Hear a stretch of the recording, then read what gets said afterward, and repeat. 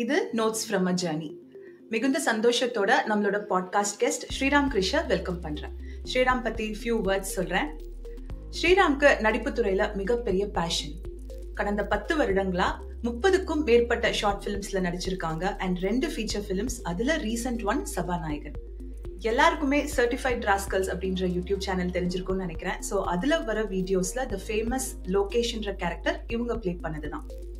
ஒரு ஜாபையும் பார்த்துக்கிட்டு நடிப்பு துறையிலையும் பர்சியூ பண்ற இவரோட ஜேர்னி பத்தி நிறைய தெரிஞ்சுக்கலாம். அதுல அவங்க கத்துக்கிட்ட விஷயங்களையும் தெரிஞ்சுக்கலாம். ஸோ பேசலாம்.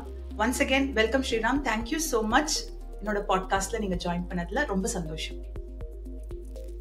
வணக்கம் ஸ்வேதா, ரொம்ப ரொம்ப தேங்க்யூ. ரொம்ப சந்தோஷமா ஃபீல் பண்றேன் to be part of this podcast. And வணக்கம் to Ganesh bro who is behind this camera. உங்களோட நிறைய வீடியோஸ் வந்து நான் பார்த்துருக்கேன். நிறைய டைம் வந்து மோட்டிவேட்டிங்காக இருக்கக்கூடிய வீடியோஸ். அதை பார்த்து அது 4 பேருக்கு வந்து ரொம்ப பயனுள்ள விதமான காணொலிகளை வந்து நீங்கள் உருவாக்கிட்டு இருக்கீங்க. அந்த மாதிரி ஒரு பாட்காஸ்ட்ல நானும் இப்போ இருக்கேன் அப்படிங்கறது நினைக்கும் போது எனக்கு ரொம்ப சந்தோஷமா இருக்கு. Thank you for inviting. Thank you so much. So Sriram, நான் வந்து உங்களோட ஒர்க் ரிலேட்டடா ஒரு பேக்ரவுண்ட் கொடுத்தேன் எல்லாருக்கும். இப்போ நீங்க உங்களோட ஜேர்னி ஆர் எங்க இருந்து நீங்க ஸ்டார்ட் பண்ணீங்க ஃப்ரம் சைல்ட்ஹுட், ஒரு சின்ன பிரீஃப் பேக்ரவுண்ட் நீங்க தரீங்களா? கண்டிப்பா. ஸோ நான் வந்து பிறந்தது வந்து மதுரை. அதுக்கப்புறம் அப்பாவுடைய டிரான்ஸ்ஃபர்னால கேரளாவில் 2 இயர்ஸ் இருந்தேன் என்னோட சைல்ட்ஹுட்ஸில். அதுக்கப்புறம் நாங்கள் வந்து திருநெல்வேலிக்கு போயிட்டோம். ஸோ என்னோட ஸ்கூல் காலேஜ் எல்லாமே வந்து திருநெல்வேலியில தான். ஸோ திருநெல்வேலியிலேருந்து சென்னைக்கு வந்து நான் வேலை தேடி வந்தேன். நான் வந்து ஒரு பாஸ்கெட்பால் பிளேயர். அண்ட் பாஸ்கெட்பால் என்னால் கண்டினியூ பண்ண முடியாத காரணம், குடும்ப சூழ்நிலை காரணமாக. ஸோ நான் இங்கே வேலை தேடி வந்தேன் சென்னைக்கு. வேலை தேடி வந்துட்டு இங்கே ஒரு 2 இயர்ஸ் வந்து ஒர்க் பண்ணிட்டு இருந்தேன். அப்புறம் அந்த 2 இயர்ஸ் முடிஞ்ச டைம்ல தான் என்னோட ஃப்ரெண்டு சகாய பிரபு அப்படின்னு சொல்லிட்டு என் காலேஜ் மேட்டவன், அவன் வந்து எனக்கு ஃபோன் பண்ணி இந்த மாதிரி நான் ஒரு ஷார்ட் ஃபிலிம் பண்றேன் மச்சி, நீ வந்து அதில் நடிக்கணும் அப்படின்னு சொல்லி கூப்பிட்டான். அப்போ நான் வந்துட்டு சொன்னது என்னன்னா, நீ காலேஜ் டைம்ல அவன் நிறைய கல்ச்சரல்ஸ் அதெல்லாம் வந்து போயிட்டே இருப்பான். இப்போ அந்த கல்ச்சரல்ஸ்ல போன பசங்க நிறைய அதுல ஒர்க் பண்ண பசங்க யாராவது நீ கூப்பிடலாம்டா, என்ன எதுக்குடா கூப்பிடுற? பிகாஸ் நானும் அவனும் காலேஜ்ல வந்து அவ்வளோ க்ளோஸ் ஃப்ரெண்ட்ஸ் கிடையாது, ஹாய் பாய் அப்படிதான் இருப்போம். அப்போ கேட்டப்போ அவன் வந்து சொன்னா, இல்ல உனக்கு வந்து நடிப்பு வரும், நீ வந்து கண்டிப்பா ஆக்டிங் வந்து பர்சூ பண்ணும் அப்படின்னு சொல்லிட்டு சொன்னான். நான் என்ன ரீசன் அப்படின்னு சொல்லி கேட்டேன். ஏன்னா ஆல் ஆஃப் அ சடன் நம்மளுக்கும் இதுக்கும் சம்மந்தம் இல்லை. திடீர்னு ஒருத்தர் வந்து நம்மளை கேட்கும்போது நம்மளுக்கு கொஞ்சம் டவுட் வரும்ல. நான் ரொம்ப தயங்கினேன். அப்ப வந்து அவன் வந்து சொன்னா, அங்க காலேஜ் டேஸ்ல வந்து இந்த ஸ்டாண்ட் கேம்ப் அப்படின்னு சொல்லுவாங்க, ஒரு மூவ்மெண்ட் இருக்கும்ல, அந்த இயக்கத்தின் மூலமா ஒரு கிராமத்தை தத்தெடுத்து அந்த கிராமத்துக்கு போய் நம்ம சில உதவிகள் சில விஷயங்கள்லாம் நம்ம பண்ணுவோம். அப்படி பண்ணும்போது அங்க வந்து ஒரு குட்டி டிராமா மாதிரி ஒண்ணு பிளான் பண்ணியிருந்தான் என்னோட ஃப்ரெண்டு. அந்த இதுல வந்து என்ன கடைசி நேரத்துல வந்து ஒரு பையன் விலகணும்னா என்ன நடிக்க சொன்னான். எனக்கு இந்த கூட்டம் அதெல்லாம் பார்த்தோன்னா பயம் இல்லை, டக்குன்னு போய் நடிச்சிட்டேன். அது வந்து ஒரு பெரிய ஸ்டேஜ் டிராமாவோ இல்ல ஒரு பயங்கரமான ஒரு ஆர்கனைஸ்ட் டிராமாவோ கிடையாது, சும்மா போற போக்குல பண்ற ஒரு சின்ன ஸ்கிட்டு மாதிரி. அதை ஞாபகம் வச்சுட்டு அது 2011 பண்ணோம். அதை ஞாபகம் வச்சுட்டு 2013 வந்து என்ன கூப்பிட்டான், இல்ல உனக்கு வந்து நடிப்பு வரும், நீ வந்து கண்டிப்பா அதை வந்து பர்சூ பண்ணும் அப்படின்னு. ஸோ இந்த நேரத்துல சகாய பிரபுக்கு வந்து நான் ரொம்ப நன்றி சொல்ல கடமைப்பட்டிருக்கேன். அப்படிதான் இந்த ஆக்டிங் வந்து ஸ்டார்ட் ஆச்சு. So great to know. So வர ஆப்பர்ச்சுனிட்டிஸ் எல்லாத்தையுமே நம்ம யூஸ் பண்றது எவ்வளவு முக்கியம்ன்றது தான் நான் பாக்குறேன் இதுல இருந்து, இல்லையா? மேபி உங்களுக்கு அந்த நேரத்துல தெரிஞ்சிருக்காது இந்த ஒரு சான்ஸ் நம்மளுக்கு நம்ம கிட்ட இருக்கிற ஒரு டேலண்ட்டை வெளியே கொண்டு வர போகுதுன்னு. பட் உங்க ஆன்சர்ல இருந்து எனக்கு கிடைச்ச லெசன் வந்து எந்த ஒரு வாய்ப்பா இருந்தாலும் அதை நம்ம யூஸ் பண்றது ரொம்ப முக்கியம்ன்றது தான், இல்ல? ஆமா. ஆனா நமக்கு நிறைய டவுட் இருக்கும்ல, நமக்கு உண்மையாவே இது வருதா, இது நம்மளால பண்ண முடியுமா அப்படின்னு நிறைய எனக்கு இருந்துச்சு. பட் அவன் நிறைய சொன்னான் என்கிட்ட, நீ இதெல்லாம் பண்ண, இதெல்லாம் உனக்கு இருக்கு, நான் இமிட்டேட் பண்ணுவேன், அதெல்லாம் உன்கிட்ட இருக்கு, நீ வந்து இதுக்கு நீ முறையா இதுக்கு நீ ப்ராக்டிஸ் பண்ணி நீ வந்து இதை நீ எடுத்துட்டு வரணும் அப்படின்னு சொல்லி சொன்னான். அப்புறம் நான் புரிஞ்சுக்கிட்டேன், ஓகே நம்மளுக்கு அந்த ஸ்கில் இருக்கு போல அப்படின்னு சொல்லி. ஸோ நீங்க சொல்றதுல இருந்து அந்த நமக்கு ஒரு சந்தேகம் இருக்கு, அந்த பயம் இருக்கு. இந்த டாபிக் பத்தி கண்டிப்பா உங்ககிட்ட நான் நிறைய குவெஸ்டின்ஸ் வச்சிருக்கேன். பட் அதுக்கு முன்னாடி உங்களோட பேக்ரவுண்ட் சொல்லும் போது குடும்ப சூழ்நிலை ஒரு ஃபினான்ஷியல் ஸ்ட்ரகிள்ஸ் இருந்தனால பாஸ்கெட்பால்ல எனக்கு வந்து ஒரு பர்சியூ பண்ண முடியல அப்படின்னு சொல்லியிருந்தீங்க. இப்போ எனக்கு ஒரு சின்ன குவெஸ்டின். நம்ம நிறைய நினைப்போம், ஓகே இதெல்லாம் செய்யணும் அப்படின்னு. ஆனா நம்ம நினைச்சதெல்லாம் இன் ரியாலிட்டி பார்க்கும்போது நடக்கிற சான்ஸ் வந்து கம்மி தான், இல்லையா? சரி, அந்த மாதிரி ஒரு சிச்சுவேஷனை நீங்க எப்படி ஹேண்டில் பண்ணுவீங்க உங்க லைஃப்ல? இப்ப நீங்க ஒண்ணு நினைச்சிருந்தீங்க, ரொம்ப ஆசைப்பட்டிருந்தீங்க, பட் அது நடக்காத போது அத உங்களுக்கு பர்சனலா நீங்க அதை எப்படி ஹேண்டில் பண்ணீங்க? அதுல இருந்து எப்படி நீங்க மூவ் ஃபார்வர்ட், அடுத்த ஸ்டேஜஸ்க்கு எப்படி நீங்க ஃபார்வர்டா மூவ் பண்ணீங்க? இப்போ இப்போ வந்து அந்த டைம்ல வந்து அது ரொம்ப கஷ்டமா இருந்தது. என்னடா இது, நம்ம வந்து இந்த ஒரு விஷயத்த பண்ணணும்னு நினைக்கிறோம், ஆனா அது பண்ண முடியல அப்படின்னு சொல்லிட்டு ரொம்ப கஷ்டமா இருந்தது. ஆனா நம்மளுக்கு புரிய வரும்ல, ப்ரியாரிட்டி என்ன அப்படின்றது தெரிய வரும். ஓ, இதுதான் இப்போ வந்து ப்ரியாரிட்டி, அப்ப நம்ம இதை தான் இப்போ பண்ணி ஆகணும் அப்படின்ட்டு ஒரு கட்டாயத்துக்கு தள்ளப்படும் போது ரொம்ப கஷ்டமா இருக்கும். என்னடா இது இப்படி இருக்கு, இது வந்து நம்மளால மாத்திர முடியாதா அப்படின்லாம் இருக்கும். புக்ஸ் ரொம்ப கம்மியா தான் படிச்சிருக்கேன். பட் ஒரு குட்டி கதை ஒண்ணு நான் படிச்சேன். அதுல ஒரு விஷயம் இருந்தது. அதுல ஒருத்தர் வந்து ரொம்ப கஷ்டப்பட்டுட்டு இருப்பாரு. எக்கச்சக்கமா கடன் இருக்கும் அவருக்கு, எக்கச்சக்கமா ப்ராப்ளம்ஸ் இருக்கும். அப்போ ஒருத்தவங்க வந்து அவரை பார்த்து கேட்பாங்க, எப்படி நீங்க வந்து இவ்வளவு கஷ்டத்தை தாண்டி வரீங்க அப்படின்னு சொல்லி, எப்படி நீங்க இதை சமாளிக்கிறீங்க அப்படின்னு. அப்போ அதுல வந்து அவர் எழுதியிருப்பாரு, எனக்கு ரொம்ப பிடிச்ச வரி, நாய் துரத்துனா ஓடிதானே ஆகணும் அப்படின்னு எழுதியிருப்பாரு. அவரோட பதில் அப்படி இருக்கும். அந்த மாதிரி நம்மள வந்து ஒரு விஷயம் துரத்திட்டே இருக்கும்போது நம்மளால, நீங்க அதுக்கு அகைன்ஸ்டா நீங்க எப்படி நீங்க அந்த மொமெண்ட்ல ஃபைட் பண்ண முடியும்? உங்களோட ப்ரியாரிட்டி வந்து அப்போ வந்து குடும்பமா இருக்கு அப்படிங்கிறப்போ அதை டைஜஸ்ட் பண்ணிக்க முடியாதுதான், அது கஷ்டம் தான். சரி, போற வழியில போவோம், அது என்ன நடக்கட்டும் அப்படின்னு சொல்லிட்டு தான் நம்ம போறோம். இப்போ பாத்தீங்கன்னா, நான் இந்த ஊருக்கு வேலை தேடி வந்தேன். என்னுடைய மிகப்பெரிய லட்சியமே என்னவா இருந்ததுன்னா, எங்க அப்பாவோட கடன் அடைக்கணும், எங்க ஃபேமிலி வந்து இந்த பாவர்ட்டில இருந்து வெளியெடுத்துட்டு வரணுங்கிறதா என்னோட மிகப்பெரிய கோலே அதுதான். ஆனா எனக்கும் ஆக்டிங்க்கும் சம்பந்தம் மேல இன்னைக்கு இந்த ஃபீல்ட்ல இருக்கேங்கிறதே எனக்கு புரியல இல்லையா? நம்ம வந்து கமல் சார் டயலாக் மாதிரி அடுத்த நொடி ஆச்சரியங்கள் வந்து 1000, அது நமக்கு தெரியவே தெரியாது. ஆனா அதை எப்படி டேக்கிள் பண்ணுங்கிறது இன்னைக்கு மெச்சூர்ட் ஆனதுக்கு அப்புறம் நமக்கு தெரியும். ஓ, நம்ம நினைக்கிறதெல்லாம் நடக்காது, நம்ம வந்து இப்படிதான் போகணும், இதுல எவ்வளவு நம்மளால இன்வால்வ் ஆகி பெட்டரான ஒரு அவுட்புட் கொடுக்க முடியுமோ அதை நம்ம பண்ணலாங்கிறத இன்னைக்கு புரிஞ்சுக்கலாம். பட் அந்த டைம்ல இருக்கிற ஒரு பர்சனா நீங்க பாத்தீங்கன்னா, அது ரொம்ப கஷ்டம், ரொம்ப மன நெருக்கடியை உருவாக்கும், மன அழுத்தத்தை உருவாக்கும். என்ன பண்ணிட்டு இருக்கோம்னு ஒன்னும் தெரியாது. ஓகே ஓகே ஓகே நம்மளே தட்டி கொடுத்துட்டு ஓட வேண்டியது. ஸோ நீங்க சொல்லும்போது ஜஸ்ட் லைக் தட் நீங்க வந்து ஷேர் பண்ணீங்க. பட் அதுல வந்து ரொம்ப பெரிய ஒரு லைஃப் லெசனே வந்து எனக்கு தெரியுது. நமக்கு அந்த நேரத்துல கஷ்டமா தான் இருக்கும். பட் என்னவா இருந்தாலும் கஷ்டப்படுற நம்ம தான் அந்த ஒரு ஸ்டேஜ்ல வந்து அக்செப்டன்ஸ், இருக்கிற ரியாலிட்டிய இருந்தபடியே அதை அக்செப்ட் பண்ணும் போதுதான் நம்மளால அடுத்த ஸ்டெப்பே எடுத்து வைக்க முடியும்ன்றத நீங்க சொல்லிருக்கீங்க. அதே நேரத்துல நீங்க அந்த ரியல் என்ன சொல்ல, ஒரு ரியல் ஆன்சர் மாதிரி, லைக் இந்த ஏஜ்ல நம்மளுக்கு ஒரு மெச்சூரிட்டி இருக்கு, இப்போ என்னால அதை சொல்ல முடியுது. பட் அப்போ உண்மையிலே கஷ்டமா தான் இருந்திருக்கும் இல்லையா? So thank you so much. உங்களோட பர்சனல் லைஃப் எக்ஸ்பீரியன்சஸ் ஷேர் பண்ணும்போது அதுல உண்மையிலேயே வந்து கேட்கறவங்களுக்கும் அவங்களுக்கும் அவங்க லைஃபோட ரிலேட் பண்ணிக்க முடியும். தேங்க்யூ. ஸோ என்னோட நெக்ஸ்ட் குவெஸ்டின் வந்து, உங்க வளர்ற பருவத்துல க்ரோயிங் அப் இயர்ஸ்ல வந்து உங்களோட மிகப்பெரிய இன்ஃப்ளூயன்ஸ்னா நீங்க யார சொல்வீங்க? அது பேரண்ட்ஸோ, ரிலேட்டிவ்ஸோ, ஆர் ஃப்ரெண்ட்ஸ், இவங்க கிட்ட இருந்து இந்தந்த லெசன்ஸ் எனக்கு கிடைச்சது அப்படின்னா? இப்போ வளர்ந்த டைம்ல வந்து பாத்தீங்கன்னா, எப்பவுமே வந்து பசங்களுக்கு ஜென்ரலாவே டீனேஜ்ல வந்து அவங்க அப்பா வந்து பிடிக்காது. என்ன பண்ணாலும் அப்பா வந்து நமக்கு ஒரு என்னடா இவர் நமக்கு எதிராக ஏதோ ஒன்று பண்ணிட்டே இருக்காரு அப்படின்ற மாதிரி ஒரு ஃபீல் இருக்கும். ஸோ வளர்ந்த டைம்ல வந்து எனக்கு அப்பாவை பிடிக்கும். ஆனா எனக்கு அப்பாவுக்கு முட்டிக்கிட்டே இருக்கும் எப்ப பார்த்தாலும். அந்த டைம்ல எனக்கு ரொம்ப பெரிய மோட்டிவேஷனல் ஃபேக்டரா இருந்தது வந்து மிஸ்டர் கோபி பிரையன்ட். அவர் வந்து USA பேஸ்கெட்பால் பிளேயர். அவர் இப்போ உயிரோட இல்லை, டியூ டு ஒரு major accident he passed away in 2020 January. அவர் தான் என்னோட மிகப்பெரிய ரோல் மாடல். அவரோட கோட்ஸ் வந்து என்னை ரொம்ப பாதிச்ச ஒரு கோட் வந்து, என்னோட எல்லா நெகட்டிவ் சிச்சுவேஷன், என்னோட எல்லா சேலஞ்ச், என்னோட எல்லா ப்ரெஷருமே நான் முன்னேறதுக்கான ஒரு படிக்கல் தான் அப்படிங்கிற அந்த கோட் வந்து எனக்கு ரொம்ப ஆழமா பதிஞ்சிச்சு. அப்போ வந்து இன்டர்நெட் சென்டர்ல எல்லாம் போயிட்டு 15 ரூபா 1 மணி நேரம் அங்க போயிட்டு கலர் ஜெராக்ஸ் வந்து 10 ரூபா, கோபி பிரையண்டோட போட்டோ ஒன்று எடுத்து எங்க வீட்டு பீரோல வந்து ஒட்டியிருப்பேன். அந்த போட்டோ டெய்லி தொட்டு கும்பிட்டு தான் நான் வந்து பாஸ்கெட்பால் ப்ராக்டிஸ்க்கே போவேன். அவர் தான் வந்து ஒரு மிகப்பெரிய ரோல் மாடல் எனக்கு அந்த டைம்ல. அப்புறம் வந்து ரஹ்மான் சார் வந்து ரொம்ப பிடிக்கும் எனக்கு. AR Rahman sir. Rahman sir வந்து அவரோட அந்த கோட் எல்லாருக்கும் தெரிஞ்ச அந்த கோட் தான், in my life I had 2 choices. One is hate, another one is love, and I choose love அப்படின்னு. அந்த லவ் வந்து அந்த அந்த ஹேட்டை நீங்க விட்டுட்டீங்கனாலே நீங்க உங்க வேலையை நீங்க நம்ம பார்க்க ஆரம்பிச்சோம் அப்படிங்கிறது வந்து எனக்கு புரிய ஆரம்பிச்சிருச்சு ஒரு ஸ்டேஜுக்கு அப்புறம். அது எனக்கு ரஹ்மான் சார் அதனாலேயே ரொம்ப எனக்கு பிடிக்கும்.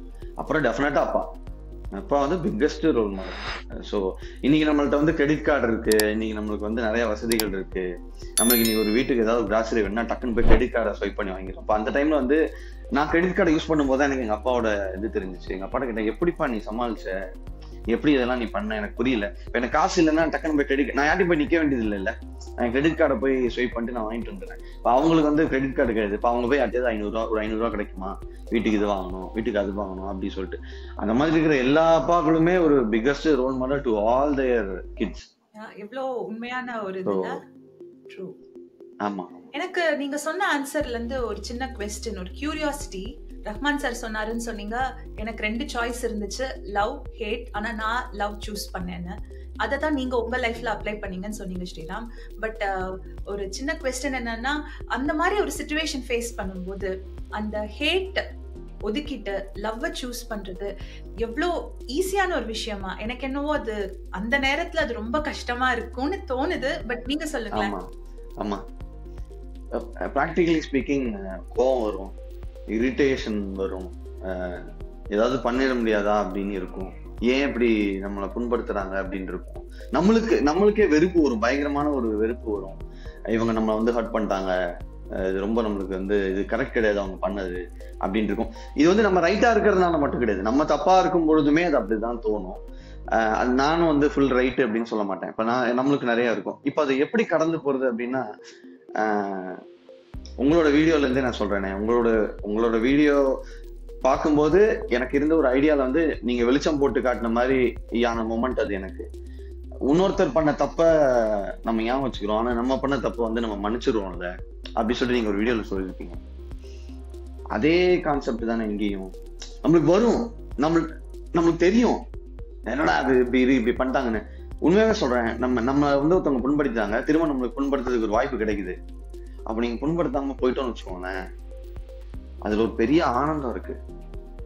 அந்த ஆனந்தத்தை அனுபவிச்சிட்டோம்னா அதுக்கப்புறம் அந்த ஆனந்தத்தை தான் நம்ம மனசு தேடும்.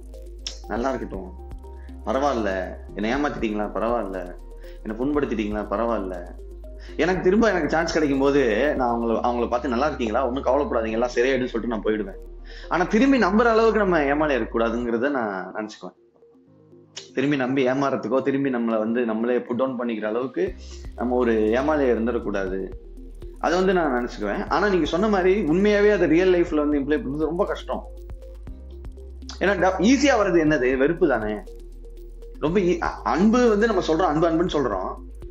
நம்ம ஒருத்தர் ஹர்ட் பண்ணிட்டாரு, திரும்ப நம்மளுக்கு அவங்க ஹர்ட் பண்ண சான்ஸ் கிடைக்குது. அப்ப என்ன தோணும், நேச்சுரல் இன்ஸ்டிங்க்ட் என்ன, இப்ப மாட்டினா இன்னைக்கு இருக்கு அவனுக்கு அப்படின்னு தானே தோணும். அதான் ஈஸி. அத கடிச்சுக்கிட்டு பரவாயில்ல நல்லா இருக்கும் அப்படின்னு போயிட்டீங்கன்னு வச்சுக்கோங்களேன், அதுல ஒரு பெரிய பிளிஸ் இருக்கு, ஒரு பெரிய பாரமே குறைஞ்ச மாதிரி இருக்கும் இல்ல. நம்மளே நம்மளை நினைச்சு பெருமைப்படக்கூடிய பல விஷயங்கள் அது ஒன்னா இருக்கும்னு நான் நம்புறேன். ஓகே, அப்போ நானும் வந்து எனக்கு இந்த மாதிரி இன்ஸ்டன்சஸ் நடக்கும்போது ட்ரை பண்ணி பாக்குறேன். எந்த அளவுக்கு என்னால வந்து இவ்வளோ பெரிய மனசோட அதை அப்ரோச் பண்ண முடியும்னு தெரியல. பட் ஐ திங்க் நம்ம எல்லாருமே ட்ரை பண்ணணும் இல்ல. இப்போ ட்ரை பண்ண ஆரம்பிச்சா கண்டிப்பா ட்ரை பண்ணணும். ஆமா, ஆனா திரும்பவும் போய் ஏமாற அளவுக்கு இருந்துடக்கூடாதுங்கிறது நம்ம கண்டிப்பா. இந்த மன்னிப்போம் மறப்போம்னு சொல்லுவாங்க, பட் மன்னிச்சிடணும் கண்டிப்பா. அது நம்மளையும் மன்னிக்கணும், மத்தவங்களையும் மன்னிக்கணும். நம்ம யாரும் அவ்வளோ பெரிய ஆள் இல்ல. பட் எனக்கு வந்து மறக்கிறதுல வந்து கண்டிப்பா ஒரு மறுபடியும் போய் ஏமாறாத அளவுக்கு நம்ம வந்து அந்த அளவுக்கு ஒரு தெளிவு இருக்கணும் இல்ல. இல்ல, ஆனா அதை நம்ம புடிச்சு வச்சுக்கிட்டோம்னு வச்சுக்கோங்களேன், அந்த கிரட்ஜை வச்சுக்கிட்டே இருக்கோம்னு வச்சுக்கோங்களேன், நம்ம ஐ டோன்ட் திங்க் நம்ம நிம்மதியா இருக்க முடியும்னு இல்ல. நீங்க அதை நம்புறீங்க? இல்ல கண்டிப்பா. நீங்க சொல்றது ரொம்ப உண்மை. நம்ம எவ்வளவு தூரம் கிரட்ஜ் வைக்கிறோமோ, நம்மளுக்கு ஒண்ணு நடந்துருச்சு அப்படின்னு நம்ம கிரட்ஜ் வைக்கிறோமோ, நம்ம வந்து நம்ம மேல ஃபோக்கஸ் பண்ண முடியாது. நம்ம வேலை மேலேயோ இல்ல நம்மளோட முன்னேற்றம் எது மேலயும் நம்மளுக்கு ஃபோக்கஸ் இருக்காது. சோ அது எல்லாமே நம்ம நேரம் தானே. நம்மளோட ரொம்ப ப்ரெஷியஸான அந்த டைம் வந்து நம்ம லைஃப்ல இருந்தா வேஸ்டா போகுது. சோ இது அடுத்தவங்களை பத்தின்னு கிடையாது, பட் நமக்கு ஒரு சின்ன நல்லது செய்யணும் அப்படின்னா அந்த கிரட்ஜ் தூக்கிட்டு போறனால அவசியம் இல்ல. பட் இதெல்லாமே சொல்லிடலாம். பட் ஒரு வலியும் வேதனையும் கோ த்ரூ பண்ணும்போது இந்த இமோஷன்ஸ் எப்படி பாசிட்டிவ் சைட்ஸ் நம்ம கேரி பண்றோமோ இந்த நெகட்டிவ் இமோஷன்ஸும் இருக்கும். பட் அதை பேலன்ஸ் பண்ணிட்டு போறதுதான் லைஃப்னு எனக்கு தோணுது. கண்டிப்பா இது இருக்கும். அதே மாதிரி சில நெவர் எண்டிங் க்ளோஷர்ஸ் இருக்கும்ல. உங்களுக்கு தெரியும், உங்களுக்கு ஒரு ப்ராப்பரான க்ளோஷர் கிடைச்சிருக்காது ஒரு விஷயத்துல.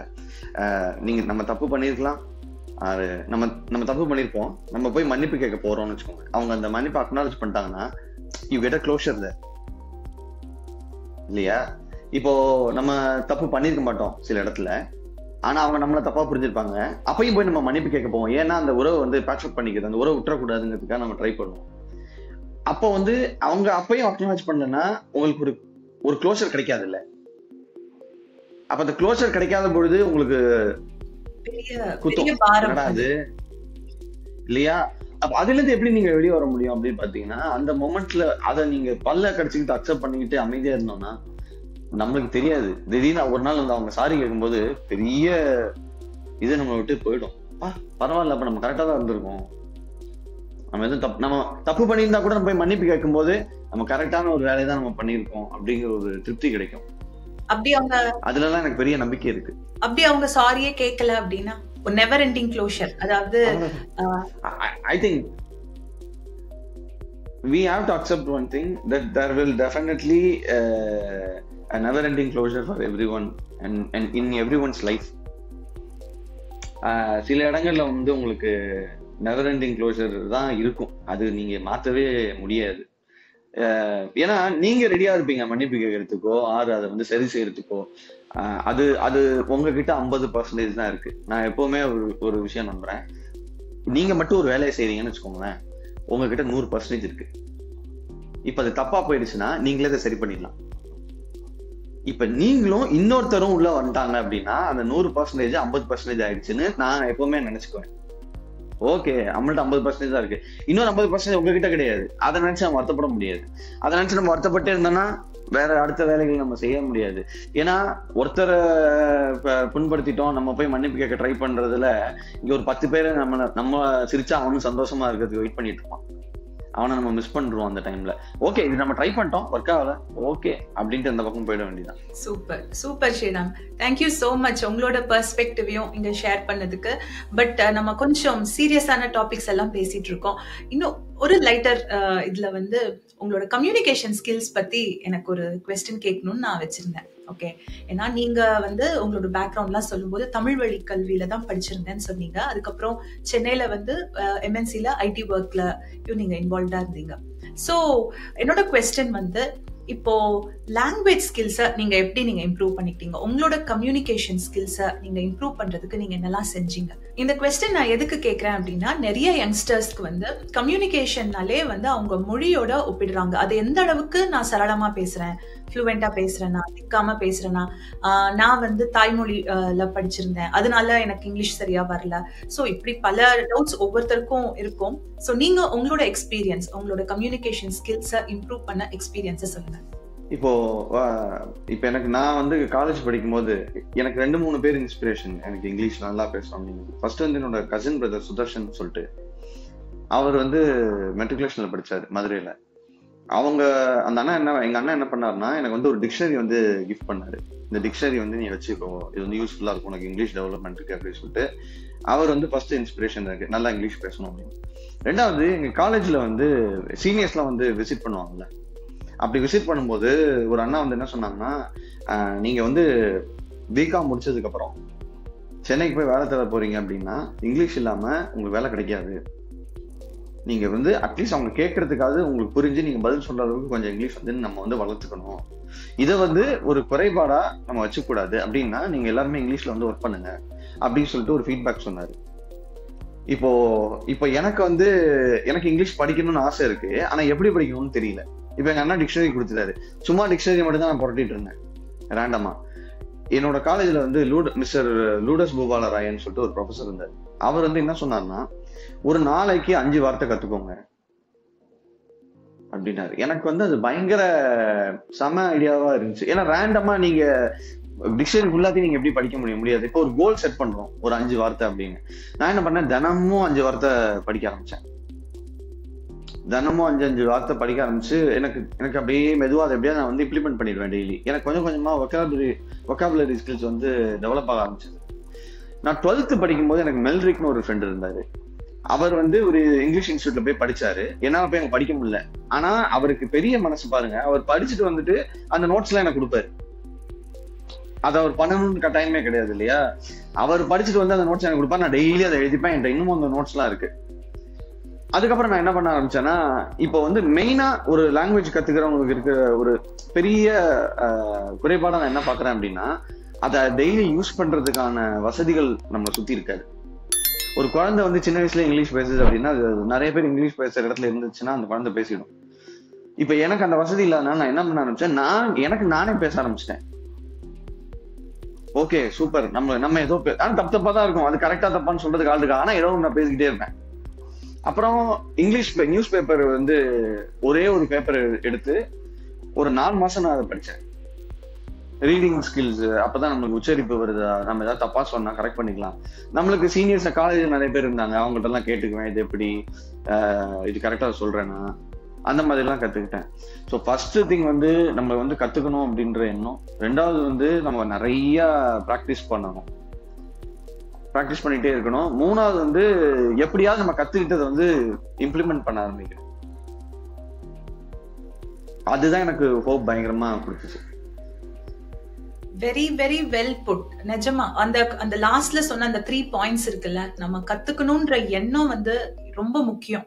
சோ யாருக்குனாலும் இப்போ ஆசை இருக்கும், நானும் நல்லா இங்கிலீஷ் பேசணும், என்னோட ஸ்கில்ஸை டெவலப் பண்ணணும். பட் ஆசை இருக்கிற அளவுக்கு நம்ம நெக்ஸ்ட் ஸ்டெப் சொன்னீங்க தெரியுமா, அதுக்கான முயற்சி எடுக்கிறது. இப்போ நிறைய பேர் சொல்லுவாங்க ஒரு நாளைக்கு 5 வேர்ட்ஸ் படிக்கிறது, நியூஸ் பேப்பர் படிக்கிறது. பட் எத்தனை பேர் வந்து அதை வந்து ரொம்ப ரிலீஜியஸா எடுத்துக்கிட்டு அதை ஸ்ட்ரிக்டா பிராக்டிஸ் பண்றது ரொம்ப சில பேர் தான். ஆனா அப்படி பிராக்டிஸ் பண்ணவங்க 3வது சொன்ன விஷயம் அப்ளிகேஷன். நீங்க போய் அதை அப்ளை பண்ணும்போது உங்களுக்கு ஆட்டோமேட்டிக்கா ரிசல்ட் தெரியும். சோ கண்டிப்பா உங்களோட ஆன்சர்ல இருந்து நிறைய யங்ஸ்டர்ஸ்க்கு இது ரொம்ப ஹெல்ப்ஃபுல்லா இருக்கும்னு நினைக்கிறேன். அவங்களும் நீங்க சொன்ன அந்த 3 ஸ்டெப்ஸை ஃபாலோ பண்ணா டெஃபினட்டா அவங்களோட ஸ்கில்ஸும் பாசிட்டிவா இம்ப்ரூவ் ஆகும்னு. Thank you so much. சரி ஸ்ரீராம், இப்போ உங்ககிட்டயே உங்களுக்கு பிடிக்காத ஏதாவது விஷயங்கள் இருக்கா? அப்படி இருந்துச்சுன்னா அதை நீங்க எப்படி ஹேண்டில் பண்றீங்க? ஓவர் திங்கிங் ஒண்ணு. நிறைய நான் வந்து ஓவர் திங்க் பண்ணுவேன். இது எப்படி, இது ஏன், இது என்ன, அது இதனால, அது எங்க போகுது, ஏன் இப்படி அப்படின்னு சொல்லிட்டு சின்ன விஷயத்த ஓவர் திங்க் பண்ணி அது ஒரு பெரிய மலை மாதிரி ஆக்கிடுவேன் நாங்க. அதனால பாத்தீங்கன்னா நிறைய வேலை கெட்டு போயிடும், அந்த மொமெண்ட்ல இருக்கிற நிம்மதி கெட்டு போயிடும். ஒரு மாதிரி டிஸ்டர்ப்டா இருப்பேன், என்னடா அது அப்படின்ற மாதிரி நம்ம இருப்போம். இது வந்து ஒரு பெரிய கன்சர்ன். இப்ப இந்த ஓவர் திங்கிங், இந்த டிப்ரெஷன், இந்த சப்ரெஷன், அப்புறம் வந்துட்டு நிறைய டேர்ம்ஸ் எல்லாம் இருக்குல்ல. இந்த டேர்ம்ஸ் எல்லாம் வந்து இப்ப இந்த சோசியல் மீடியா பிளாட்ஃபார்ம் இருக்கு, நம்மளுக்கு இன்டர்நெட் ஆக்சஸ் இருக்கவே தெரிய ஆரம்பிச்சிருச்சோ அப்படிங்கிறது கூட நான் சில சமயம் நினைச்சிருக்கேன். இப்ப இந்த ஓவர் திங்கிங் வந்து பாத்தீங்கன்னா, நான் ஏற்கனவே நம்ம பேசுற மாதிரி ஒரு மரத்துக்கடியில போய் ஒரு நாள் தூங்குறான் ஒருத்தர். அவன் மேல அது ஒரு வேப்ப மரம், வேப்பங்கொட்டை வந்து அவன் தலையில இருந்து விழுந்துருது. டக்குன்னு இது என்னடா இது அப்படின்னு நினைச்சு போயிடுறான். திரும்ப இன்னொரு நாள் போய் ஒரு மரத்துக்கடியில போய் படுக்கிறான். படுக்கும்போது அன்னைக்கு வேப்பங்கொட்டை விழுந்துச்சுல, இன்னைக்கு விழுந்துச்சுன்னா என்ன பண்ணுறது சொல்லி அப்படி மேல பார்ப்போம். இது வேப்ப மரமே இல்லையே, அப்புறம் எப்படி வேப்பங்காய் வந்து விடும் அப்படின்னு அவன் நினைச்சுக்குவான். ஓகே தூங்கலாம் அப்படின்னு தூங்கும்போது திரும்ப திறந்து பார்த்தா வேப்பங்காய் விழுகலன்னா என்ன, இந்த மரத்துல இருந்து வேற ஏதாவது ஒரு காய் விடும் அப்படின்னு நம்ம மைண்ட் சொல்லுவோம். திரும்ப மேல பார்த்தோன்னா இந்த மரத்துல தான் காயே இல்லையாடா, அப்புறம் எப்படி விடும், சரின்னு சொல்லிட்டு திரும்ப தூங்குவோம். திரும்ப வந்துட்டு காய் விழுகலன்னா என்ன, கிளை விழுந்துருச்சுன்னா என்ன பண்ணுவ, அப்புறம் மரம் விழுந்துச்சுன்னா என்ன பண்ணுவ, இப்படியே தான் ஓவர் திங்க் டெவலப் ஆகி கடைசியில அவன் அங்க தூங்கவே மாட்டான். எனக்கு தூக்கமே வேணாண்டான்னு நினைச்சு அங்க இருந்து போயிடுவோம். இப்போ பாருங்க, ஒரு சின்ன விஷயம் அதை அப்படியே ஓவர் திங்க் பண்ணி மரமே விழுந்தா என்னடா பண்றதுன்னு சொல்லிட்டு அவன் எந்திரிச்சு போயிட்டான். தூக்கமும் போயிடுச்சு, அந்த நிழல்லையும் அவன் தங்கல. இப்படி எல்லா வேலையுமே கெட்டு போயிடும். இது வந்து என்னோட பிக்கஸ்ட் மைனஸ் எனக்கு. அப்போ அதை எப்படி ஹேண்டில் பண்ணீங்க ஸ்ரீராம்? நான் என்ன பண்ணேன்,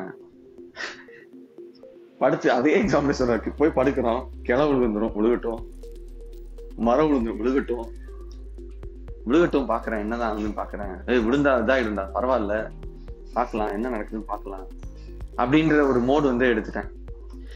இது எப்படி இந்த மோடு அப்படின்னு பாத்தீங்கன்னா, நான் கூத்துப்பற்றையில பயிற்சியில இருக்கும்போது எங்க ஆசான் வந்து ஒரு மெத்தட், ஒரு சின்ன மெத்தட் ஒண்ணு சொல்லி கொடுத்தாரு. அது என்னன்னு பாத்தீங்கன்னா, நீங்க எந்திரிச்சிங்க சொல்லிட்டு கண்ணை மூடிட்டு சுத்த சொல்லுவாங்க. நீங்க இப்படி கண்ணை மூடிட்டு சுத்திட்டே இருக்கும்போது மூளை வந்து சொல்லும், டேய் பக்கத்துல சோறு இருக்கு இடிச்சுட்டு போற அப்படின்னு டெஃபினட்டா சொல்லும். நீங்களே ஒண்ணும் இல்ல, உங்க ரூம்ல எந்திரிச்சு கண்ணை மூடி சுத்துங்கண்ணே, உங்க மைண்ட் என்ன சொல்லணும்னா, பின்னாடி இருக்கிற டேபிள் இடிச்சுக்க போற ஸ்வேதா, சைட்ல இருக்கிற சோத்துல இடிச்சுக்க போற ஸ்வேதா, பார்த்து ஸ்வேதான்னு சொல்லிட்டே இருக்கும். அவேர்னஸ் மூளை கிரியேட் பண்ணிட்டே இருக்கும். நின்றுட்டு கண்ணை திறந்து பாருங்க, உங்களுக்கு அதுக்கு ரொம்ப தூரம் இருக்கும்.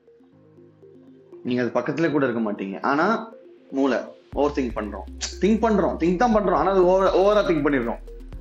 அப்ப நான் என்ன பண்றேன், டக்குன்னு என்ன டைவர்ட் பண்ணிக்கிறதுக்கு ஃபர்ஸ்ட் திங் வந்து ஏதாவது ஒரு வேலை செய்ய ஆரம்பிச்சிருவேன். சும்மா இருந்தா தானே ஓவர் திங்கிங் வருது.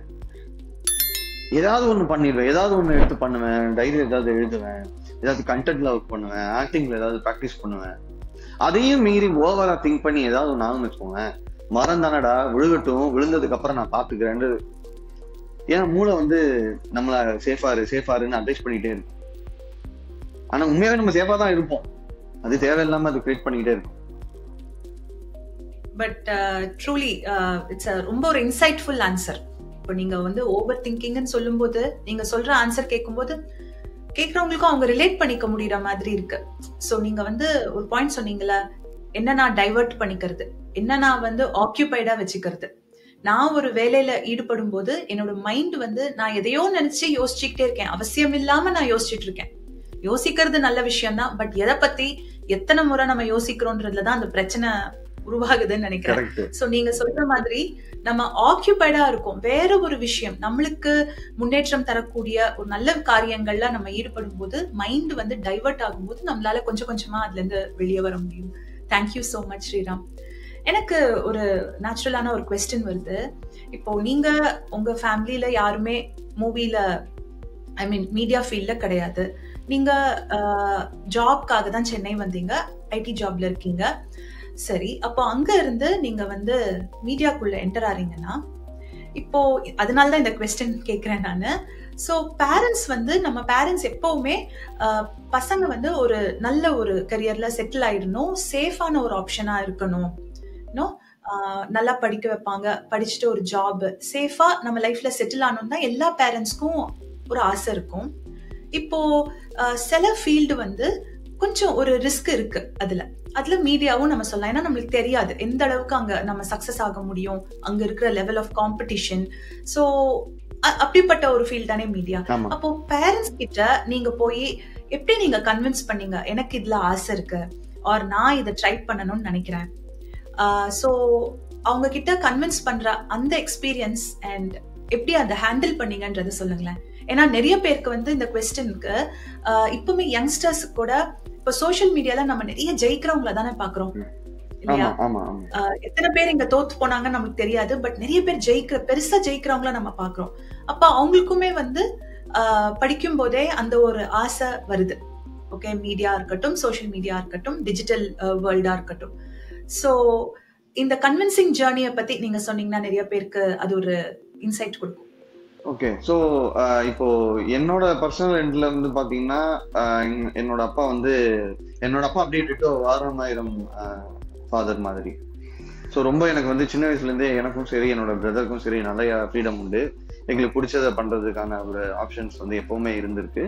அட் த சேம் டைம் என்ன மெயின் இதுவோ அது இம்பாக்ட் ஆகாம பாத்துக்கிற மாதிரியான ஒரு இதுதான். ஸோ தட் நாங்கள் பாஸ்கெட்பால்லையும் இருந்து படிச்சுட்டு பாஸ்கெட்பால்லையும் இருந்து ரொம்ப ஃபெயில் ஆகாம பாஸ் ஆகிற மாதிரியான ஒர்க்கும் ஒன்று பண்ணணும்.